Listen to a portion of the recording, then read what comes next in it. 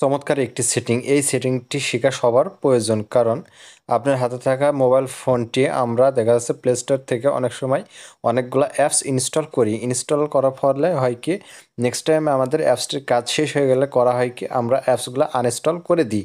তো দেখা যাচ্ছে আমাদের অ্যাপসগুলো আনইনস্টল হয় না, সেগুলো আপনার প্লে স্টোরে গিয়ে থেকে যায় বা এক জায়গায় আপনার জমা হয়। তো ভিউয়ার্স, এখন আমরা এই ভিডিওতে দেখাই দেবো যে কিভাবে সেই অ্যাপসগুলো আপনি আনইনস্টল করে দেবেন। এতে করে হবে কি, আপনার হাতে থাকা মোবাইল ফোনটি খুব ইজিলি ফ্রেশ হয়ে যাবে এবং আগে যেমন হ্যাং করতো বা ভারী থাকতো, ফোনটি কাজ করতো না।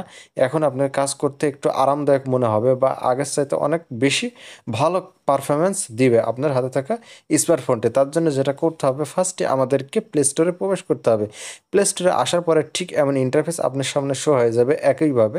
তো যেহেতু আমরা এখান থেকে এই গোল আইকন এটার উপরে ট্যাপ করে দেব। এটার উপরে ট্যাপ করা হয়ে গেলে খুব ইজিভাবে আমাদেরকে যেটা করতে হবে, ফোনটি রিফ্রেশ করার জন্য আমাদেরকে ম্যানেজ অ্যাপস ডিভাইস, আমরা যেই অ্যাপসগুলো ইনস্টল করেছিলাম, আমাদের যেই অ্যাপসগুলো আনইনস্টল হয়নি, সেগুলো আমরা ম্যানেজ অ্যাপস ডিভাইস থেকে সিলেক্ট করে দিব। সিলেক্ট করার পরে এমন ইন্টারফেস আপনার সামনে শো হয়ে যাবে। এইখান থেকে আপনার ফোনের স্টোরেজটি দেখতে পারবেন, আপডেট অ্যাভেলেবল এগুলো দেখতে পারবেন এখানে থেকে। তো ভিউয়ার্স, এখান থেকে আপনাকে যেটা করতে হবে, ম্যানেজ, এটার উপরে আপনাকে ট্যাপ করে দিতে হবে। এটার উপরে ট্যাপ করে দেওয়ার পরে এখান থেকে যেটা হবে, আপনার ফোনের কাঙ্ক্ষিত অ্যাপসগুলো এই জায়গাতে শো হয়ে যাবে। এখন আপনাকে যেটা করতে হবে, এইখান থেকে খুব ইজিভাবে আপনাকে আরেকটি সেটিং করতে হবে, যেটা ইনস্টল। এইটার উপর আপনি ট্যাপ করে দিবেন। এটার উপরে ট্যাপ করে দেওয়ার পরে একটি পেজ ওপেন হয়ে যাবে নিচে। এইখান থেকে আপনাকে যেটা করতে হবে, নট ইনস্টল। নট ইনস্টলের উপর ট্যাপ করার পরে এমন ইন্টারফেস চলে আসবে। আমরা যে সকল অ্যাপস ইনস্টল করেছিলাম সেগুলো আমাদের ফোন থেকে আনইনস্টল করে দিয়েছে, কিন্তু এখনও এই জায়গাতে রয়ে গেছে। তো এখন এই জায়গা থেকে যদি আমরা ইজিভাবে অ্যাপসগুলো কেটে দিই বা আনইনস্টল করে দিই, তাহলে হবে কি, আমাদের মোবাইল ফোনটি আগের চাইতে খুব দ্রুত কাজ হবে বা মানে অনেক কমফোর্টেবল ফিল করব। তার জন্য যেটা করব, এগুলোর উপরে আমরা ট্যাপ করে দেব। খুব ইজিভাবে ট্যাপ করা, প্রতিটা অ্যাপসের উপরে ট্যাপ করে দেব।